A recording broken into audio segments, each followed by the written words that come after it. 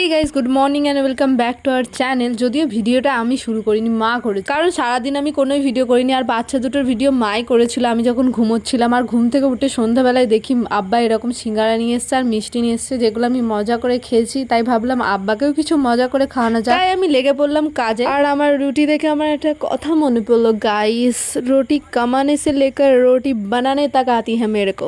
হ্যাঁ, রুটি তো আমার কাছে আম বাদ গাইস, আমি তো এগ রোল বানাতে পারি আরও অ্যাডভান্স।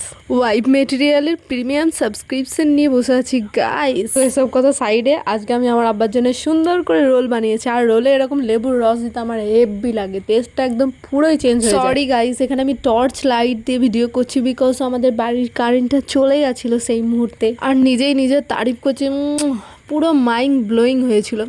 সেই স্বাদ এত স্বাদ। খাওয়া দাওয়ার পর মনে পড়লো যে আব্বা আজকে সিঙ্গারা আর মিষ্টিও নিয়ে এসেছিল, যেগুলো আমি অর্ধেক খেয়েছিলাম যদিও সন্ধ্যাবেলায়। তো বাকি ছিল সেগুলোও তো খেয়ে শেষ করতে হবে, আর সে তো আমাকেই করতে হবে না। এত বড় কাজে কে উদ্ধার করবে আমাদের? আর মধ্য গগনে দেখি এরা একবার জানালায় হুট করে লাইট অফ করার পর দেখছি আর জানালায় দেখতে পাচ্ছি না।